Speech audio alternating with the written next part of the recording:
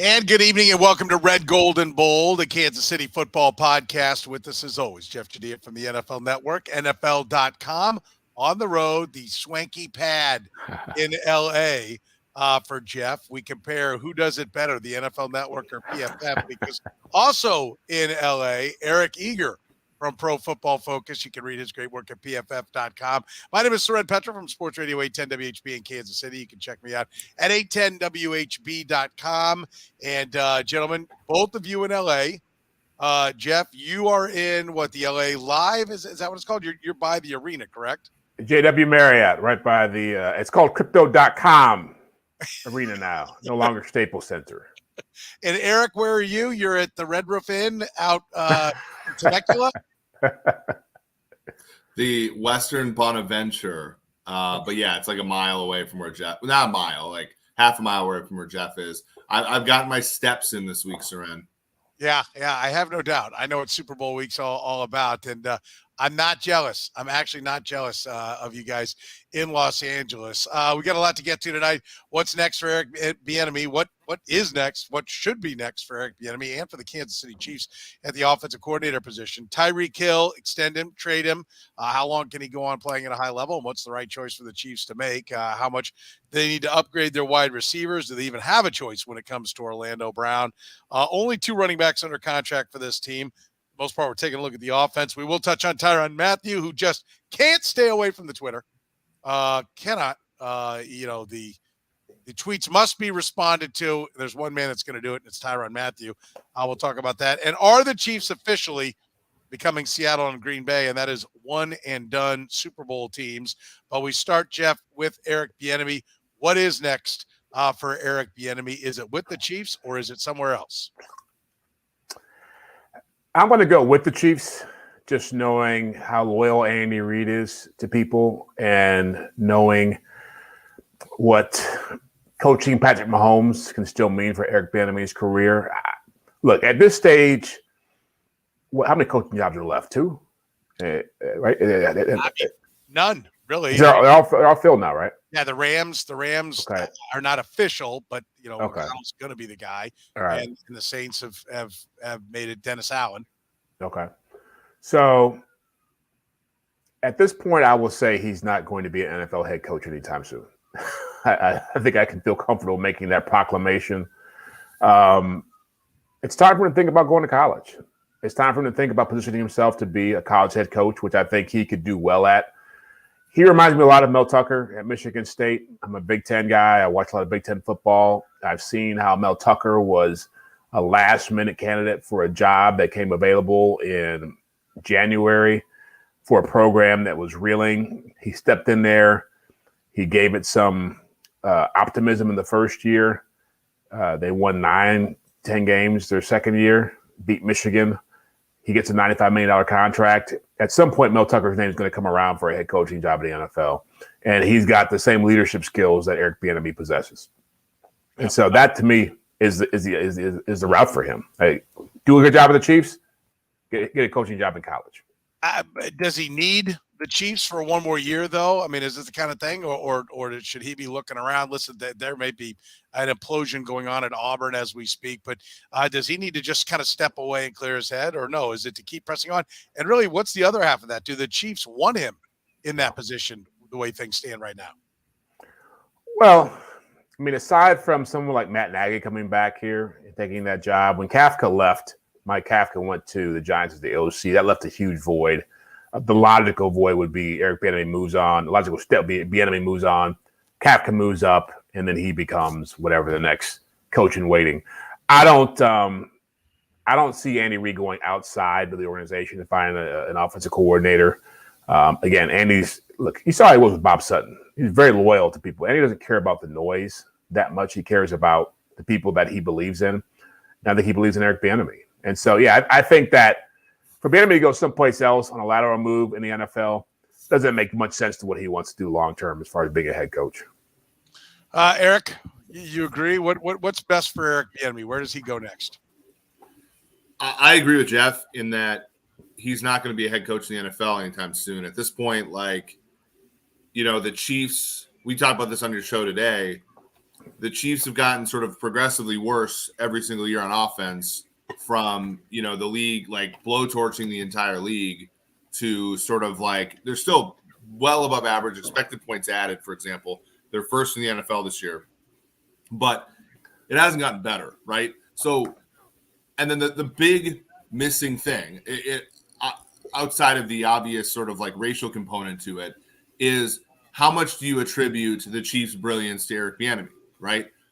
The brilliance has gone down slightly every single year, but the attribution question continues to stay, right?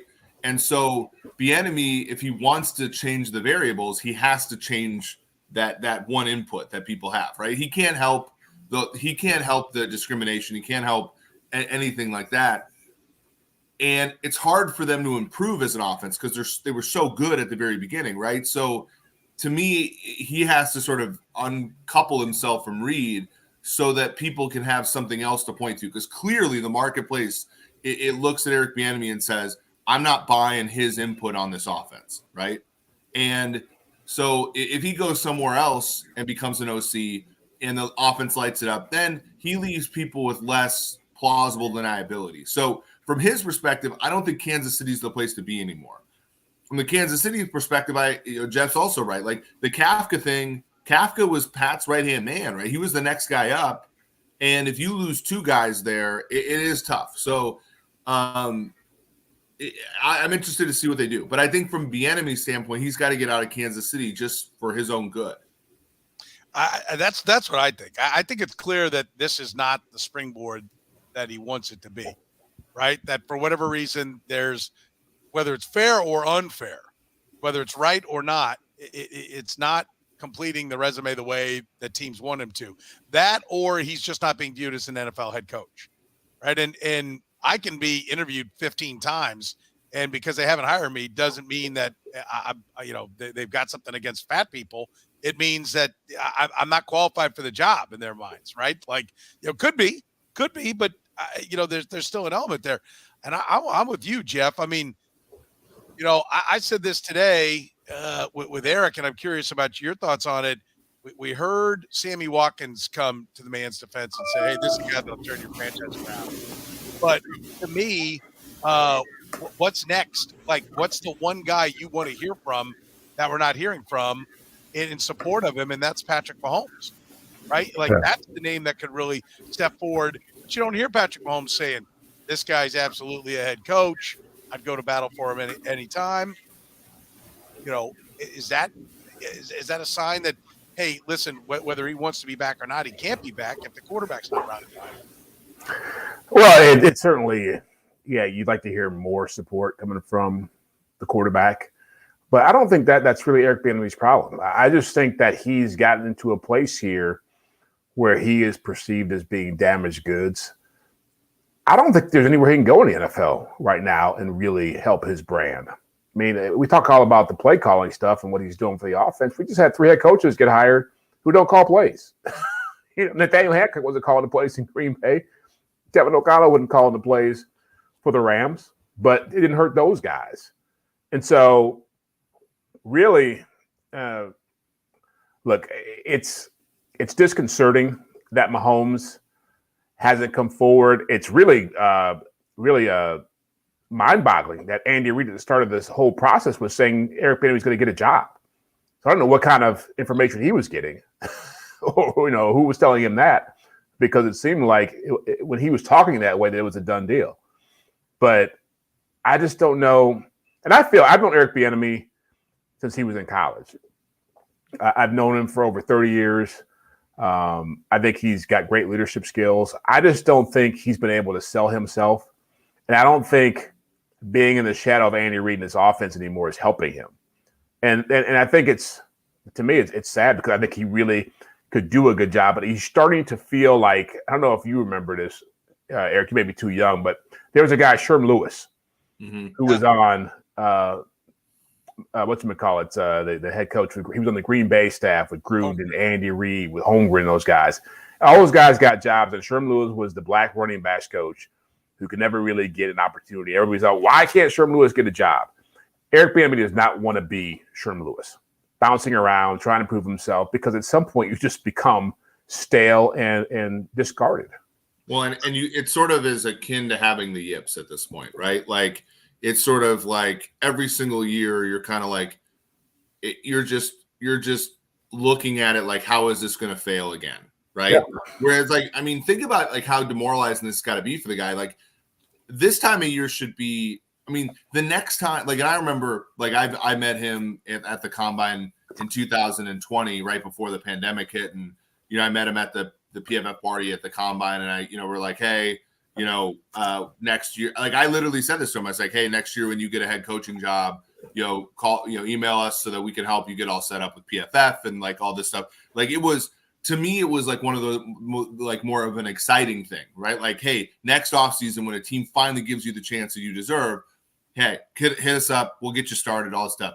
And now it's got to be like a dreadful thing for him, right? Like imagine every January he steps into it like, man, how am I going to get fucking slapped in the face again by this thing, right? And I think another opportunity to sort of like get his mind like, and again, I'm not in his brain or whatever, but like just get his mind off, like another challenge to get his mind off of this thing, because it's like I said, it's got to be demoralizing for the guy at this point, when in reality it should be an exciting, opportunity filled time for him.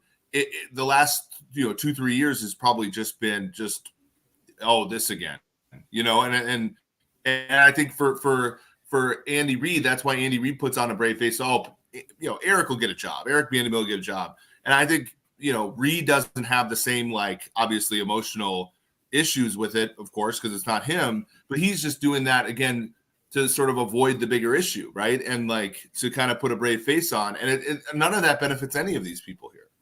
Well, I think, Soren, you've talked to him a lot about this in press conferences. I'd love to hear your take. I think it's time for him to start talking about it. I think by not talking about it, it just makes it the elephant in the room that much bigger. I think he has, I've called him the reluctant participant, right? Like, I think he just wants to be a head coach. I don't think, where Brian Flores, I think, has said, I'm going to put this on my back and I'm going to carry it forward. And it may be at the cost of my own career, but I'm going to do as much as I possibly can to try to further the cause. I think Eric Bieniemy just wants to be a football coach. And there's nothing wrong with that. There's a reason why Jackie Robinson was chosen, right? Branch Rickey looked at a lot of different players before he came to Jackie Robinson. And he said, it's not just about, he knew the guy had to be a great ball player, but he also knew he had to have the right temperament, the right personality. This is obviously not to that extreme, the unbelievable conditions that Jackie Robinson was subjected to. But there is an element of that, right? And I think Eric Bieniemy does not want to be the guy that is. He just wants to be a football coach, and I think to some degree that unwillingness. I don't know if is he unwilling to talk about it because he's just not comfortable talking, which makes him a bad interview, which makes him seem standoffish to owners, which makes him seem like he's covering something up that he, you just like, you're like, hey, because everyone who's asking him the questions in those press conferences, there's not one person in there that I think is like, yeah, you don't deserve a job, and I hope you don't get a job. I think everybody asking those questions is genuinely rooting for him. I think it's Kansas City, right? It's a handful of us, Jeff. You've seen the big markets. If ever there was a soft bed to land on to have that discussion, it's the Kansas City, press conferences around the Kansas City Chiefs, and he just won't go there. And I do think I wonder if there are, other subjects that he comes off that way when he interviews with owners.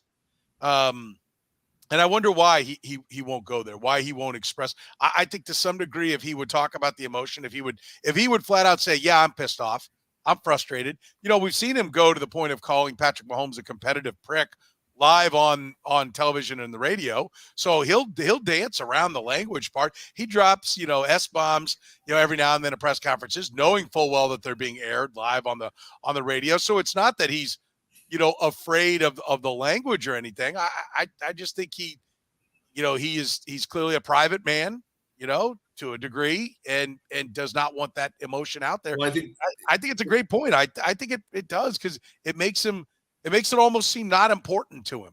And maybe that that allows it to be not important to the owners that he's interviewing with. Isn't that the sinister part of discrimination, though, in the sense that, like, somebody like me I don't have to do that because it's just, whereas with Bieniemy, we make him, and we're not making him do it, but we're explaining away a systemic thing because he's not willing to address the systemic thing, right? Like when Nathaniel Hackett interviews for a job, he doesn't have to address the systematic reason why he might be getting a short straw, right? Like to me, like I think that's the issue, and maybe Bieniemy's, and I wouldn't necessarily ding the guy if he's like, well, I shouldn't have to talk about this. It's bullcrap. Like, you know what I mean? And that's where I have a ton of empathy for. I have a ton of empathy for him in the sense of like, he shouldn't necessarily have to be the one to carry the mantle. Like why, it's not, if he's being discriminated against for something he can't control, then like, it's not necessarily something that he should also bear the responsibility of. You know what I mean? Like it's a tricky. But there's also an element where he's exposed to things that we're not seeing. That's part of the process here. If we're going to talk about this being a systemic issue, then he's had a front row seat to see how things go down, and he can speak about it in a way. It doesn't have to be accusatory. And to be honest with you, I just got here today to LA, and I've been looking at some of the press conferences on Zoom, some of the teams involved. Every black coach who's down here has gotten these questions and has had to answer these questions. Lovie Smith was getting asked these questions at his press conference. So there's a lot of cover that Brian Flores has offered to allow guys to talk about this stuff in a lot more candid fashion. But I think, I think about when you're a minority. Look, I'll tell you a quick story. When I went to work at Sports Illustrated, I was 29 years old. I was a young guy working in a building with a whole bunch of Ivy League educated people. I went to a pretty good school at Michigan. I felt pretty good about myself, but it was a different world, and I was the only black guy in the room. And I remember vividly some of my younger colleagues, white guys, saying, "Hey, look, we're going to go out and have drinks with the editors tonight. You want to come with us? We're going to go play golf with the editors." And for me, I was like, why would you do that? Like, it was never even a thought in my mind of hanging out with my boss, because I had never thought that was a means to an end. And they were like pretty open about it. They were like, it's what we do. You want to move up with this place, you got to go hang out with these guys. You got to spend time with them. And it was, I always think back to that when it comes to minority hiring. Whereas if you're a minority, a person of color or a woman, you don't have those opportunities. You don't even think about those opportunities. But that kind of good old boy network, cronyism, nepotism in some cases, it's a big part of the process. And so guys like Eric Bieniemy are always going to be on the short end of the stick when it comes to dealing with it. And you have to find ways to help them understand that. And they have to talk about these experiences to help it improve. Yeah, and I think the Flores coming through here, this is year 4 of Bieniemy, right? Like I do think hopefully it'll embolden him to take more chances, because like, as you said, Flores was the one who's given people more cover, and I think necessary cover. But like Bieniemy went through it for 3 years, and like again, I don't necessarily believe that. Maybe he didn't feel comfortable doing what Flores did. And I think that it's far be it from me to say you have to be the one to be the leader here, just because it's not a problem he created, so it's not really a problem he has to. It's not a problem he has to solve, I guess. That's the sinister part of all this. A couple of things we talked about, some numbers. 29 hires since he completed his first year as offensive coordinator, which is kind of like, okay, you're now ready, right? We've seen, guys getting jobs after just the 1 year as a coordinator. 29 jobs, 22 of them for 22 different teams. I mean, 7 teams have passed on him twice.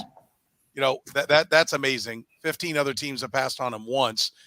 He has interviewed 15 times with 14 teams. He's interviewed twice with the New York Jets and hasn't gotten a job. I think this is of note. Since 2000, right, there have been all total 153 hires. Is that right? 85 of them came from the offensive side of the ball.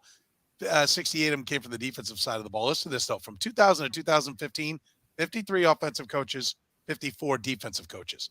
Since 2016, 32 offensive coaches, 14 defensive coaches. Yeah. So he's on the right side of the ball. right, as far as that goes. But how about this? Current NFL head coaches, it's right now, and I think this will end up being, let's see, the Saints and the Vikings are going offense and the Saints are going defense. So it's going to end up being, I think, 19, 12, and 1. Who's he got? He's got Harbaugh. Harbaugh actually was a defensive guy, but he was mostly special teams previous to that, but he did have a DB thing. But how about the fact that right now, 15 of them coached quarterbacks at one point? Yeah. Like, that is the one part of his resume that may not be there. And 5 of them played quarterback, right? In the NFL. There aren't a lot of running backs who have been head coaches. No. Anthony Lynn was a running back in the NFL. I'm trying to think of somebody else. There aren't a lot. Dan Reeves was. Dan Reeves. Yeah. Dan Reeves, back in the day. Yeah. But there aren't a lot of former running backs in the NFL that end up being head coach. Like, he has some. There are some, like, his ascension would be non-conventional, right? Yeah, it is. And that's the point I'm making, is that while he's on the right side of the ball, he hasn't coached the right position. And if, to Eric, you said earlier, there is this perception, and the Chiefs went out of their way to explain how Mike Kafka held Patrick Mahomes' hand that apprenticeship year, and talked and gave glowing reviews about Mike Kafka. They really were selling Mike Kafka on what is the most important thing: getting the quarterback right. And I think that's why he's attractive to the Giants, because they think they're getting the guy who helped craft and build Patrick Mahomes, and Eric Bieniemy hasn't had that. I mean, this is, to me, I've always felt that, and I know it'll never happen for a lot of different reasons, but that they should have to come forward and say why a guy didn't get the job. Okay, you interviewed 8 guys. Why not these 7 guys? Because if you had that, and if Eric Bieniemy kept getting, because you've never coached the quarterback, if his goal was to be a head coach, he could walk away, go coach quarterbacks in college or in the NFL. If he had to step back to college and rework his resume that way, or if you're a young black coach and you're coaching running backs and you're thinking, hey, Eric Bieniemy's the OC, I'm on my way, and you found out that he's not getting the job because he never coached the quarterback position, then you could go coach quarterbacks. You could leave Georgia and coach at Miami of Ohio and coach quarterbacks, and then hopefully get back to Alabama and coach quarterbacks, and then get to the NFL and coach quarterbacks and be on your way. To me, that's the advice I would give him. You've got to get to where your hands on a quarterback, because that is what teams want. Is it not? I mean, is that if there isn't off the field baggage or some past incident or something along those lines, that's the only reasonable conclusion you can come to, isn't it? Well, I think that's part of it. I mean, it's certainly the flavor of the month right now in the league is guys like Kevin O'Connell, Matt LaFleur, Zach Taylor. But I think there's still plenty of room for guys like Mike Tomlin, who just came out of nowhere to get the job in Pittsburgh, or John Harbaugh, who came out of nowhere to get the job in Baltimore. It depends on what you want from your head coach. And look, Bruce Arians didn't get a job until he was in his 60s. He coached all kinds of quarterbacks. So there was plenty of reasons why it didn't work in his favor. But the problem you have here is, first of all, a lot of these owners don't know what they're doing. That's the first problem. You just have people who just don't know how to hire head coaches, don't know what they're looking for. They're used to running businesses and multi-billion-dollar empires, but when it comes to actually figure out who's going to be in that position, a lot of these guys are in the dark about it. The other part of it is that, I think head coaches sometimes do these assistant coaches a disservice. Eric Bieniemy talking once a week for whatever it is, 10 minutes in front of a podium is not enough if you're trying to sell him as a head coach. He should be talking anytime somebody wants to talk to him about something. But a lot of these coaches around the league just don't allow their assistants to get that kind of exposure. So in Dallas, you get that. And so Dan Quinn and Kellen Moore, in front of the cameras every Sunday, talked about, if you want to go down to Dallas and talk to those guys, they'll pull them aside and you do all the interviews you want to get. Those guys get more exposure. And so sometimes we overthink this and think that there's some nefarious reason going on here. A lot of times it's just that whoever walks in the room with the most juice behind them is the guy these guys fall in love with. I mean, how else do you explain a Joe Judge or a Dan Campbell, guys who weren't coaching quarterbacks, getting these kind of jobs? I mean, those guys are in the same category as Eric Bieniemy when it comes to selling leadership. Well, especially Joe Judge. I mean, what a disgrace that was. That's where the league leaves themselves no excuse, right? Like a guy like Joe Judge is pathetically incompetent from a coaching tree that hasn't produced a good head coach. Yeah. Other than the only guy that coaching tree produced that was a good head coach is suing the league. Yeah. Yeah, I would stick up for Bill O'Brien's multiple division titles being a little bit more of a success than people give him credit for. You brought up Bruce Arians, so I do want to point something out that I think is of note. Bruce Arians reached the NFL in 1989. His coaching career began in 1975. Virginia Tech, Mississippi State, Alabama, Temple. He gets to, and by the way, head coach at Temple from 83 to 88. Gets to the league. He's a running back coach with the Kansas City Chiefs from 89 to 92. Goes back to college as an offensive coordinator. Back to the NFL in 96 as a tight ends coach. Offensive coordinator, quarterbacks coach back in college at Alabama. Quarterbacks coach then with the Colts in 98, 2000. Right? He, again, gets the quarterback on him, as you mentioned. Cleveland Browns, quarterback coach, Steelers, wideout coach, Steelers, OC, interim OC and interim head coach with the Colts in 12, then head coach with the Cardinals in 13. I mean, I think that's the path that Eric Bieniemy has to take. He's got to go back. He's got to get, either head coaching, which, Bruce Arians, that's he fought for a while. Bruce Arians did, to your point. He coached Peyton Manning, Ben Roethlisberger, and Andrew Luck. No. We're getting a head coaching job. I know.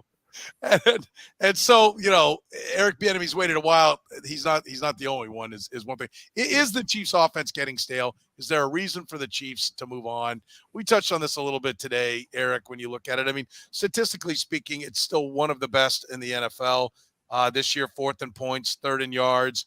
But is it the Bengals DBs, and maybe this is just victory talk, we're talking about, hey, they lined up in this. We knew their concepts. We knew where they were going.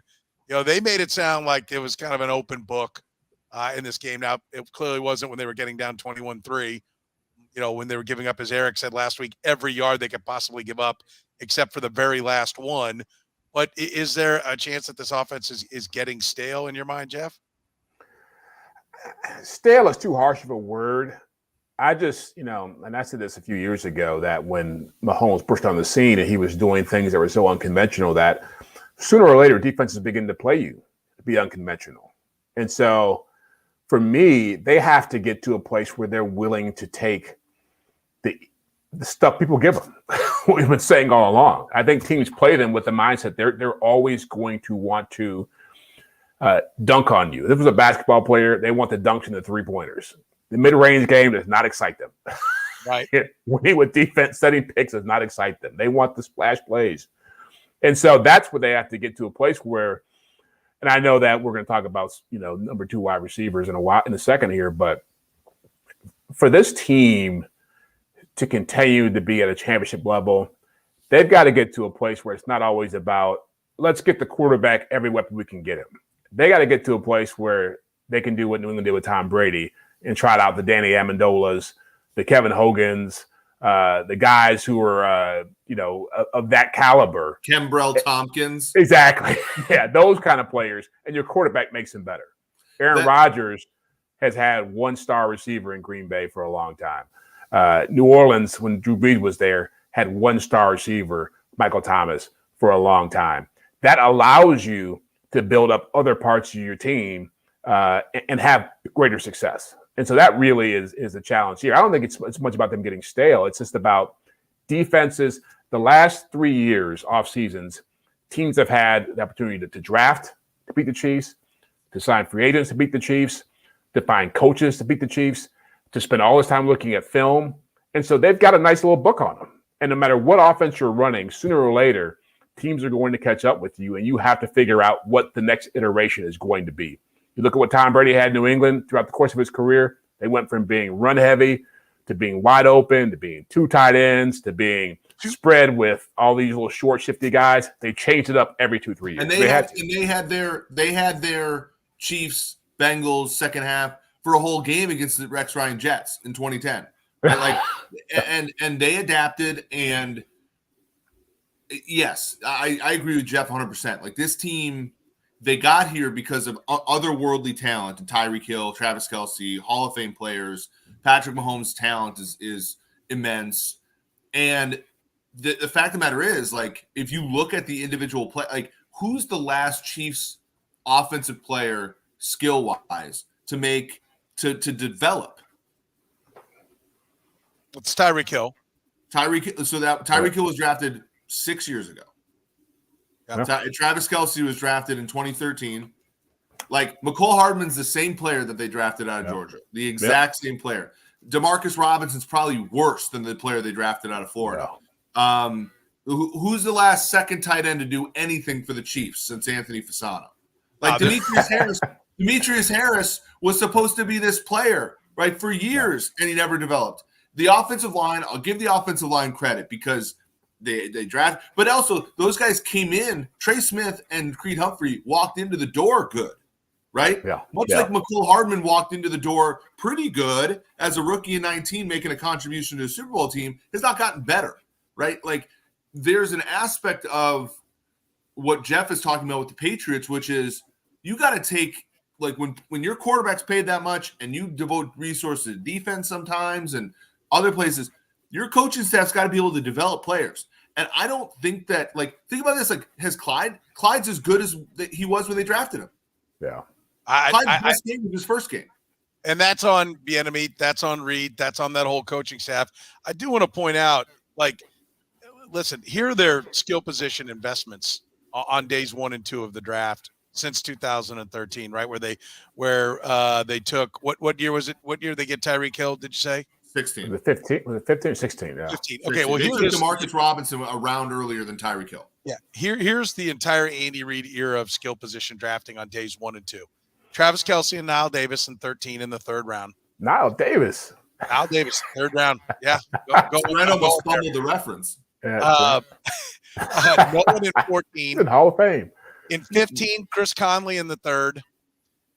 In 16, no one. In 17, Patrick Mahomes in the 1st, Kareem Hunt in the 3rd. 18, no one. 19, McCole Hardman in the 2nd. 20, Clyde Edwards-Helaire in the 1st. And 21, no one. I mean, I listen, the point, I want to go back to what you said about Tom Brady, like, get back to where the Patriots were, where they didn't have all those big name wideouts. And Tom Brady left town. He said, enough of this. Yeah. But, well, it got to a point where they got pretty barren what they had in the cupboards. Yeah. And that's my point is, like, I think everything in sports, everything in life, everything in history happens faster. Whatever came before it, the timeline is now crunched. Yeah. So how long it took Brady to get pissed is going to take less time. But the Pats traded a 1st-round pick for Brandon Cooks. They used a 2nd rounder on Gronk, a 4th rounder on Hernandez. Offensive line, they used a 1st rounder on Isaiah Wynn. They're the same. They're kind of in the same boat. Like, at the end, it got crappy. But make no mistake, the Patriots swung and missed on drafts for like a decade, and that 2019 was the culmination of missing on literally every draft pick for like a decade. The Chiefs missed on a lot of draft picks from 18 or even 17 to now, but then 2021 they actually hit on some, right? And so I think we're going to luck into a little bit of a better straight here, but the question still remains, right? This team, if they are going to win with Patrick Mahomes making what he's making, they have to develop players. They're not going, and the same thing's true about, think about this. When's the last Michael Dana, has he developed?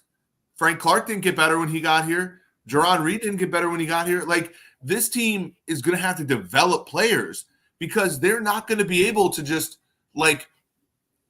acquire players at the top of the draft. They're not going to be able to acquire starter. We all talk about Cornell Powell. Like, part of it's the draft pick, but also part of it is not being able to teach him up and fast enough for him to make the team. Well, I'll object a little bit on the sense that, like, so Nick Bolton and Creed Humphrey were just finished projects, products that just couldn't go wrong. That's why they were sitting there at the bottom of the 2nd round. I mean, I hear what you're saying, and I don't. Well, it's not every player. Of course, they're not whiffing on every player, but it's the preponderance of evidence, right? I'm with you. I think what Eric's saying, I think those players were plug-and-play type players, whereas the Hardmans, even Clyde to a certain degree, were reaches. they were bigger gambles, and so it doesn't seem like they have a spot And the idea, especially with Harbin, the idea was, hey, he's fast. We'll just coach him up and he'll become a player for us. And that's a big gamble to take when you're trying to win championships. You just can't, as you start spending more money on your salary cap on your quarterback, you make those kinds of decisions and you get burned more often than not. So 28 years old is Tyreek Hill right now. What do you do? I think in what he wants to do is going to be part of. He's 27, 344 days. So he's less than a month away from being 28. That means next year he'll be age 28, going into the final year of his deal. So you're looking at doing what with Tyreek Hill right now? At what cost, Eric? I think the Chiefs have two approaches to the wide receiver position this offseason. They either need to commit to Tyreek Hill long term, and Tyreek Hill needs to commit to the type of receiver he's going to have to be moving forward. His average depth of target went from about 13 yards per pass to under 11 this year. The defenses are forcing him to be a different type of receiver. He is not going to be an over-the-top guy. And if he does that, the Chiefs need to commit to having deep threats on the roster, actual deep threats.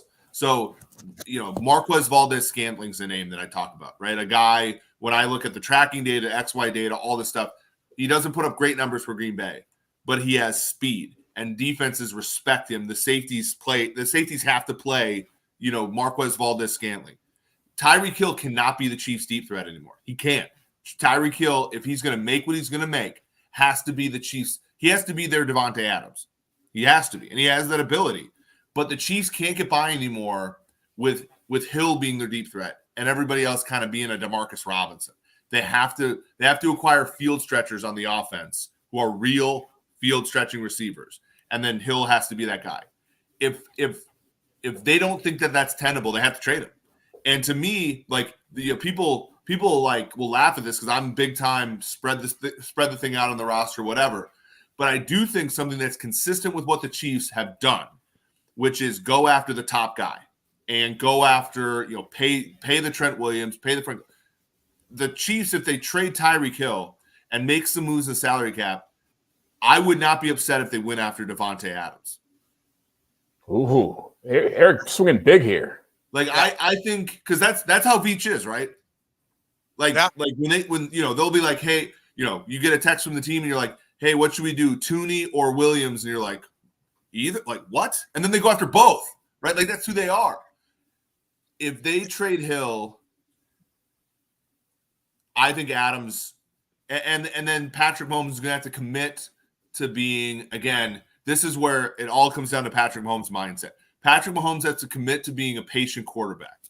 But to me, that's the two approaches. They have to stop looking at Tyreek Hill as the premier deep threat in the league because he has that ability, but teams will stop at nothing to stop him doing that, right? So he's got to be their Devontae Adams, or else they got to go get a Devontae Adams.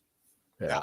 How we saw the Bengals defend him on that last play is the problem, right? Like if they bracket him, he doesn't have the catch radius to just rise above two guys and pluck it. He's a guy that has to be schemed open. And if they're going to bracket him, somebody else has got to scare the team. And I think it's clear that the opposition is not scared by what else is around Tyreek Hill. And that's the thing. So if you invest in Tyreek Hill, you've almost got to double down. You've got to support that investment by investing in another receiver to help get him to some one-on-one situations where he can fully use his abilities. I think this is interesting from the judge. What is committing to Hill? 3 years? No. Committing to Hill is 5 for 125. Yeah. Right? It's blowing up the wide receiver market. I mean, maybe you can get out from under it after 3 at a $18 million. He's not giving you a discount this time around. No. And I think that's the one thing that's crystal clear. And that's why when we talk about trading him and everybody freaks out, I'm going to tell you that the discussions around the league are that he may be available. Yeah. Right. Like we've all heard that. All three of us in this room have heard that, or in our rooms, Jeff's hospital bed and as somebody called this is a nice hospital. I know it's a nice room. I don't know why you got labeled a hospital bed. I wish I got my knee surgeries in a place like this. Yeah, right. No, but I mean, like there's some rumblings about it because he is not taking a discount, and so, to the point, and I know Gary's putting it up there. Hey, Devontae Adams is 31 already. That scares me. I'll be honest with you. How old's Trent Williams? I'm telling you, they don't care. And that's this is consistent with what they'll do. But I disagree. When they've gone for free agents, like one of the things when why are they giving all this money to Sammy Watkins? Then you looked, he was 25. Yeah. I mean, Trent Williams is old. For Fuller, when they signed Fuller, he was young, or had him thrown into the Alex Smith deal. He was young. They look at that. And I generally look for the guys, all right, who's 25, 26? That's where they're going to look if they're going to go throw some money around because they want to know that they've still got that window. I think that is one level of analytics that they do pretty good. But no, the point is that like Tyreek Hill he wouldn't renegotiate before. And he's not giving you a discount. And I think you've got that's where you've got to decide, can he be worth that kind of money? And can you put enough around him to be successful? That's why this is a real question, even though I think most Chiefs fans are like, no, of course you sign Tyreek Hill, whatever he wants, you give it to him. I think it's a bigger question. The trade when Hopkins got traded from the Houston Texans to Arizona Cardinals, he blew up that market. He like the reason Adams is not a Packer anymore, he won't be a Packer, is Arizona Cardinals gave Hopkins $27 million a year when the next highest paid guy was like 22, I think. And that's kept everybody else from getting that kind of big. Like you look at free agency, it's Galladay got 15, 16. Cooper got 20. Like it's only the guys that are like sort of that like good, not elite guys. They're getting theirs. But it's appreciably under Hopkins. And all the elite guys are kind of like, they're pushing it out until whatever $28 million a year is acceptable with the new cap. Like none of these like really big time wide receivers have gotten a deal since Hopkins. And that's because Hopkins' deal was so crazy that, it's kicked the can down the road for a lot of these guys. Well, and to your point, Eric, it's once you get a receiver that old who relies that much on speed, who's that small, it limits your offense in all kinds of ways. We're already seeing how limited he is in the red zone. He can't do what Jamar Chase did to Rashad Fenton in that playoff game a couple of weeks ago and just line up, run a fade, and just out muscle somebody for a football. They've never thrown that pass to Tyreek Hill. And so, I was like you, Soren. I was laughing a couple of weeks ago when you brought up the idea of trading Tyreek Hill. But the more I hear people talk about it, the more it feels like it wouldn't be a shock to see it happen, just because. Again, the Chiefs can't make those kind of investments just to make Mahomes happy, just to hold on to players who've been a big part of their success. This really is maybe the biggest litmus test they have because everybody else on the roster who could be this good, this productive, this much a part of their success, to have to get rid of somebody like this would say a lot about where they want to go as a franchise for the next 5 to 6 years. Yeah, Steve Smith, when he was finishing up, 2011, 14 yards average depth of target. 2012, 13. 2013, 11 yards average depth of target. Then it was 11, and then it was 10, and then it was 9. Yeah. Like, this thing falls off a cliff even for – like, Steve Smith is – he's not perfect to Tyreek Hill, but it's kind of what you're talking about, right? Like, and, like, what did the Ravens have to do? They had to get Torrey Smith, right? Like this kind of thing, like the Chiefs have to commit to having a deep threat other than Tyreek Hill if this thing's going to work. By the way, the youthful free agents amongst the big names, Chris Godwin's under 26 years old, and Juju Smith-Schuster is just barely 25. So, and who did they dance with last year in the offseason? Yeah, Juju Smith-Schuster. I mean, I'll bet they're back.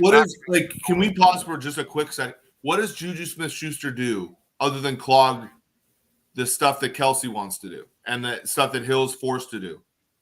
Well, the bigger question is you're not going to get that kind of player with the two guys you already have on the roster. Like anybody who wants to make big receiver money is going to want to go someplace where you get a lot of targets. And so if you're coming here, Sammy Watkins came here because they threw a lot of money at him. And he was okay with catching 40, 50 balls and getting paid $15 million a year. It was a perfect acquisition, to be honest with you. He was a number 1 receiver talent, but a number 3 receiver head. Like he was content with being a number 3 receiver. And that's hard to find. So I'll give you 2 guys that then would fit all the things you're talking about, guys that would maybe take less targets, but are also still young. If my theory that's what they want is right. Christian Kirk of the Arizona Cardinals is just barely over 25. And DJ Chark of the Jaguars, 25.3. So I don't mind Kirk. Kirk's a deep threat. Like Kirk can make plays down the field. Marquez Valdes-Scantling's the one I like. I think he's maybe a little older, but he has real legitimate 4.3 speed, and when you look at it, he actually plays that fast. And the thing that Sammy Watkins was not a great player for this team, but what Sammy Watkins would do is if you cheated at all, he would burn you over the top. And like that's all that the Chiefs need. The Chiefs need somebody to back you off, right? And like, you know, and I think he would really help there. I mean, they need more than just one complimentary piece to Hill if they keep him, right? Like they need you know, they could even do like, what would you rather have? Like, would you go? It's even silly to say, but like, would you rather have this current receiving core, right, the one that they ended the season with, or trade Hill and have like Juju and somebody like Marquez Valdes-Scantling, Christian Kirk, somebody like that, and have it more like evenly distributed? Which one would you rather have? A very concentrated receiving core, or a receiving core with two guys who are pretty good and a lot better than your second guy? Oh, I want concentration. I want what the Bengals have. I want it spread. I want it spread out as much as they can. You know, and really the other question here is, should Andy Reid be simplifying his system so if you're going to go draft players, they can play earlier for you? I mean, how is it that T. Higgins and Jamar Chase can be super productive at this point, and the guys who play in this offense, you know, they keep DeMarcus Robinson around because he knows the system. Like it takes that long to figure out how to play and survive in the system. I think that's got to be a part of the conversation as well. Same with the defense too. Yeah, let's answer this one. What is Hill's trade value? It ain't a first-round pick. Yeah, you don't think so? I can't tell you that. No one's getting a first-round pick. Well, I know when the Vikings traded Percy Harvin, and this is different, but Percy Harvin is a similarly gifted player to Hill, right? Like we forget that, you know, but the Vikings were surprised to get a number one from the Seahawks, and frankly, the Seahawks were a mark back then. You know, so I do agree with Jeff. I think Tyreek Hill brings you a first-round pick. Who's going to trade? What team would trade? What team needs a receiver that badly to give a first-round pick to get it? And the contract. That's the second. And the contract. Yeah. Browns. I've got to do. I think the Browns are too smart to make that move. For a quarterback. They just got rid of Odell. The Browns, I will put, and this is where they'll go back down that road because they're looking. I mean, just look at the owners that have been marks will continue to be marks. Yeah, but the current management did not sign Odell to that deal. That was. I'll fire you some teams. You tell me yay or nay. New York Jets, 100%.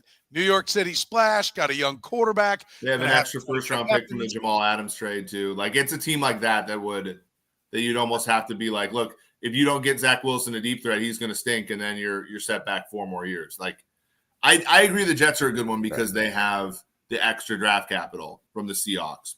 Okay, then it wouldn't be a winning team then. Okay. Yeah. If I knew how much Chris Ballard was involved in it, I'll mention the Colts. They don't have a first-round pick this year though, because they traded one for Wentz. I mean, you just said who would have interest, who would give it, but I mean, you can give a second this year and a first next year. To me, I don't understand teams devaluing future firsts. It's still a freaking first. Just have a little patience, for God's sake. But how about Jacksonville? You're not going to get 1-1, but do you get the high 2 and a future first? Well, they have a second first, I believe, too. Oh, do they? Okay, so there you go. Philadelphia Eagles. Football. You got Devontae Smith. Football team is always a mess, a hot mess with that ownership. I don't think the Giants, they've invested a lot in receivers already. Somebody said Raiders. I don't think they trade him within division, but that's what I'm saying. You start running out of teams. The teams that would need him. It only takes one. Are losing teams. It only takes one. If I'm the Jets, if I'm not sitting there super excited about it, I think you can find what he does in the draft if you're the Jets. Oh, come on. Now you're. You can find guys who can run. Jamar Chase was in the draft. Yes, at pick number 5, but if we're talking about, where are they picking? If we're talking about you're getting like 18 or 20 and another pick, better to get the proven commodity in Tyreek Hill than to take a shot. Not every guy that's drafted in the first round is Jamar Chase. Justin Jefferson was. Well, now yeah. I mean, Jeff's point is like you have to build a good you have to build a big enough receiving core that Jamar Chase doesn't have to be Jamar Chase right away, and you're still okay, right? Like that's where I think it gets rough for the Chiefs, and maybe why they don't want to trade Hill is because if they trade Hill, that's going to also require them to put resources in to replace him. And, for the most part, first-round receivers tend to struggle. And, sometimes you can get lucky and get a Jefferson to replace Diggs. Sometimes you can get lucky with Devontae Smith and Jamar Chase and even Jalen Waddle. So this year, actually, all three guys were actually pretty good. But for the most part, they were all 900. For the most part, their guys are. All right, but hang on. And after that, pick 20, Kadarius Toney, 400 yards. Rashad Bateman, I know was hurt part of the year, 500 yards. Elijah Moore, pick 34, 500 yards. Rondale Moore, 400 yards. Next pick, 56, Dwayne Eskridge, 64 yards. Tutu Atwell, 0. Terrence Marshall, I'm still in the second round, 138. Can we pause and say how interesting it is that the Rams somehow tucked the Super Bowl here while whiffing on their highest pick? Well, look at this way. Cooper Kupp was what, a 5th round pick? Third, but third round. Debo Samuel was what, second round pick? Yeah, Devontae Adams was a 2nd round pick. I mean, and Tyreek Hill was a 5th. I get it, but those are the known exceptions. Would you like me to read the other 5th round wide receivers from that year? I'm just saying that I think if you're going to go all in, if you're going to make a move like that for a Tyreek Hill, you better feel like your team is going to turn around in a hurry. Okay. And if you're, or he's going to be what Hopkins was for Arizona. I agree, but if you're the general manager and head coach that are in on Zach Wilson, you got to get that thing going. And so that's the point. When Eric calls them marks, they're desperate men. They're desperate men that have to start making things happen. And I think there's always somebody out there that's like, it's get a weapon or it's my ass, and it ain't going to be my ass. So here we go. We're going to make a move. I think that I can't guarantee it, but I think more often than not, there's somebody out there that's desperate. And for a top talent like Tyreek Hill, I think they would go for it. Let's talk about Orlando Brown, right? This is the big subject. Everybody in Kansas City's like, well, I like the guy. I like him getting off the bus. He looks really impressive. I like it when he's got a guy locked up, but like he just gets beat. He's just not elite left tackle quick. But through all that, do they even have a choice? Right? Is there anywhere else to go? They don't. Is Andrew Wiley okay at right tackle, or was that part of the problem in this game? Was that they were weak at right tackle, and you can't help both sides? Like Orlando Brown, I think if he gets his hands on a guy, is pretty good. He's a freaking mountain. I don't think he's as physical as I'd like for his size. I don't think he finishes plays the way I'd like, but I don't see better. And I think we're probably not going to get to it tonight about the DBs. We'll get to it later. But Brett Veach's point about I think he's almost reacting to us, frankly, this podcast, and because we always talk about how their corners are a 6th round pick, a 7th round pick, and a 4th round pick, and we say it to champion them, to not champion them, but to celebrate the productivity they're getting from guys that didn't have big investments. And he kind of took it as like, no, listen, we value the corner. You don't get one at 30. Like the premium ones are off the board at 30. So what are you going to do? That's exactly why they traded for Orlando Brown. There was no true left tackle sitting there at 30 or at 31 last year. So they traded for Orlando Brown. There isn't going to be one sitting there at 30 this year or 29, wherever they pick when it's all said and done. That's not going to be sitting there either. So do they even have a choice, Jeff, when it comes to Orlando Brown? No. And they put themselves in this position. Nobody foresaw Eric Fisher having that Achilles tear, and but he was getting older. They don't like being patient. They want to dominate every year. At some point, you have to draft guys, and as Eric said, give them time to develop. It's going to walk out and have some guys sit down at left tackle and be there for 10 years. But I look at Orlando Brown. He's played better than I thought he would. And so I'll give him that. I think he's been a much better player than I thought he would ever be at left tackle playing in this offense. But I also feel like he could be the Frank Clark of the offensive line, where you overestimate his value. You pay him based off desperation as opposed to evaluation. And then a couple years down the road, you're saying, this guy's getting beat every other game, giving up sacks left and right. Why are we paying him $25 million a year? He's like Brian McKinney. With that kind of money. It's like a lot, but that's I think the interesting thing. Like, how many left tackles are better than Orlando Brown? Better. Like, how many left tackles are set it and forget it left tackles? According to the PFF grades? Well, I mean, like significantly higher. Okay. Are we just counting like everybody, including Bakhtiari, who's been hurt? Yes. That's the point, right? Like okay. That's not a set it and forget it. That's a fragile dude, right? Okay, but when he was healthy, he was that guy. Tyron Smith, he's been banged up, but he's that guy. Trent Williams. I'm trying to get us to like the Eric Fisher discussion, right? Which is Eric Fisher. I think of Orlando Brown similarly to I think of Eric Fisher, where can you get better? Yeah. Are you overpaying him? Probably. Right. I'm starting to sound like Brett Favre now. Maybe. But like, But can you count on him? And can you and is it a steady enough? Like he played he got the one game, but he basically played every game this year. He was mostly fine. He had problems against Myles Garrett, but like name me a left tackle that's going to shut Myles Garrett down. To your point, which by the way, Orlando Brown, the 29th ranked offensive tackle according to Pro Football Focus this year with a 75.3 grade.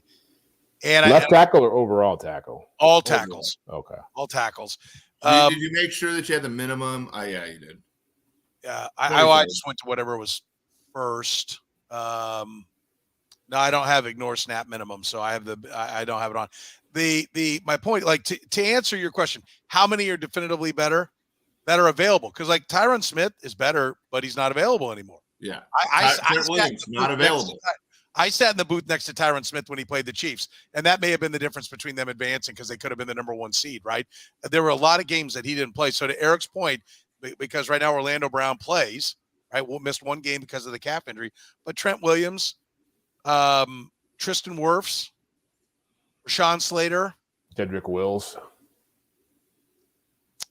Like what you got, like what you're saying is not that many, and they're scarce, right? Yes, and Orlando Brown is better than we give him credit for because we compare all left tackles to Jonathan Ogden. Like that's what we're all wanting. And when they're not Ogden, that's what we expect from that position, even though that's not fair, right? Like that position is one of the hardest to play. The athletic mismatch between a right defensive end and a left tackle is the biggest athletic mismatch you're ever going to see in a one-on-one matchup in a football game. So it's hard. The problem becomes, when is that a luxury they can't afford? Because to me, the Eric Fisher thing was always supplemented by the fact that their actual left tackle was Mitch Schwartz, who they never had to help, and they could always make sure that Eric Fisher had the requisite amount of help. And so the question becomes, does extending Orlando Brown, you still have to help him? What about right tackle? Like, what are they going to do about right tackle? Because they nailed the interior, right? Tooney, Humphrey, and Tooney helps him too. Are all great, and Tooney helps him. So like they can get around it, and they can get a down payment there, right? Like they can sort of say, okay, you're worth $18 million a year, and all this kind of stuff. They still got to figure out right tackle. And they got to figure out the wide receiver position so guys can get open so Pat's not in the pocket for 4 seconds. Yeah. By the way, this is one of my favorites. Thank you, Hound Dog. We can't go to the left tackle tree. I mean, I love it when everyone's just go get a new left tackle. Like they're just growing on trees. That's one of my favorites. So I love that one. I do think that's the thing about Orlando Brown and Tyreek Hill, right? I think for both of them, they're going to be immensely expensive, and to really maximize what they can do, you got to go get the guy on the other side too. Mm-hmm.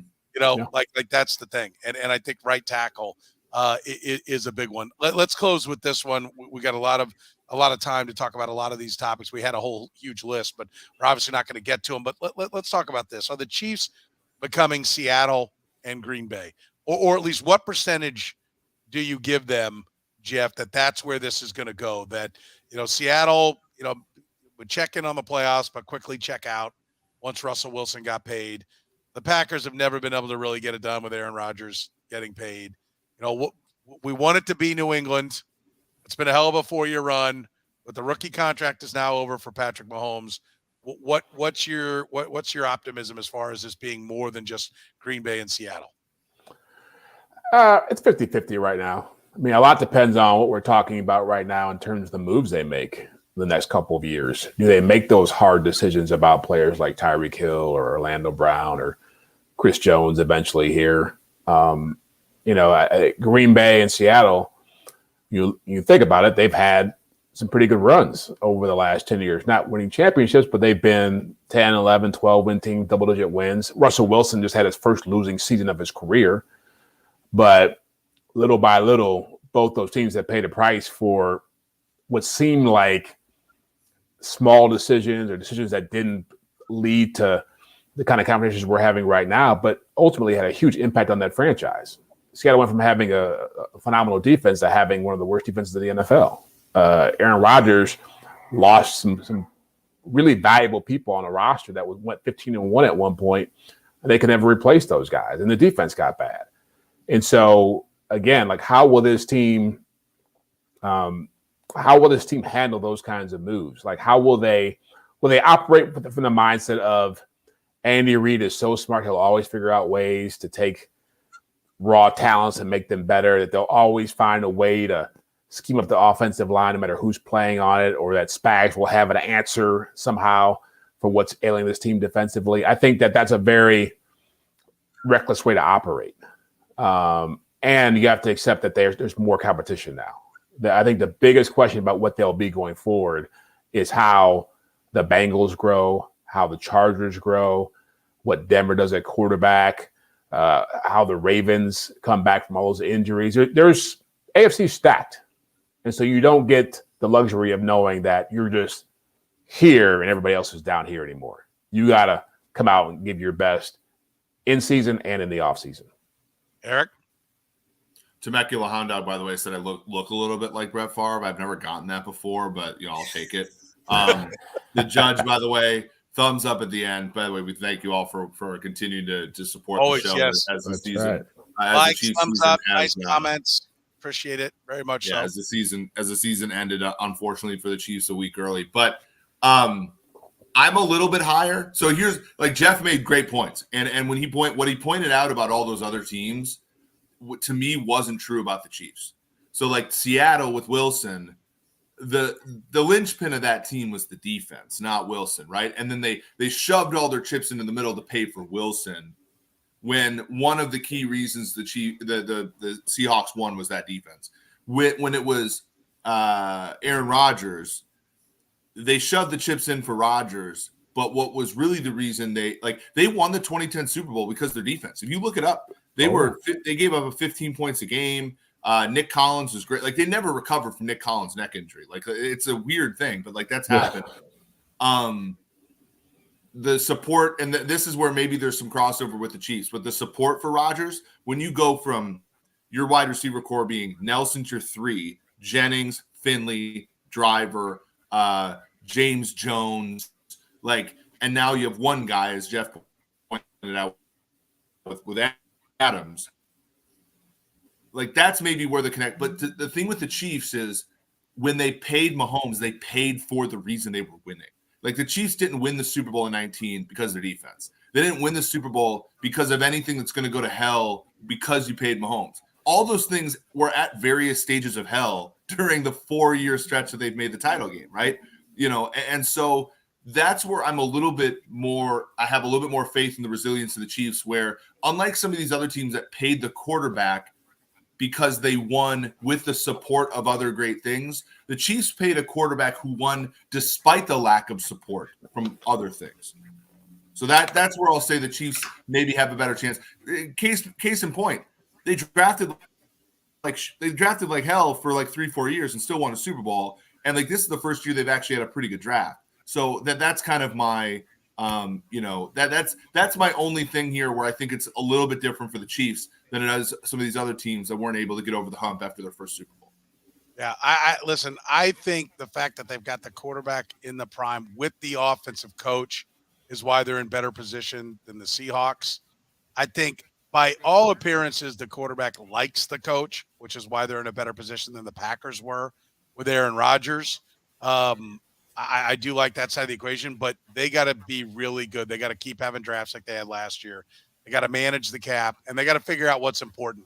The Seahawks kept throwing draft picks at trying to recreate that defense instead of saying, okay, we've got to make sure we've weaponized around the quarterback. And I do think that this is a really, really big offseason for the Chiefs. We may not even realize it. We may not be able to define it at the end when we're sitting up and sweating our stones off in St. Joe, getting ready for the next year. We may not be able to quantify it and say that, yes, mission accomplished, or no, it's a disaster. But I think 3 years from now, we're going to look back and say, okay, it either was or wasn't because of the things they did this offseason when it's all said and done. All right, guys, I will let you get to the LA nightlife out there at the Super Bowl. Jeff Chadiha from the NFL Network and NFL.com. Eric Eager from Pro Football Focus, PFF.com. You can catch me at 810WHB.com. My name is Soren Petro. Again, we do ask you. We appreciate everybody listening. I've had great response. If you can hit the likes, the follows, make sure you're subscribing. It really does mean a lot. So we appreciate it very much. We will see you next time on Red, Gold, and Bold.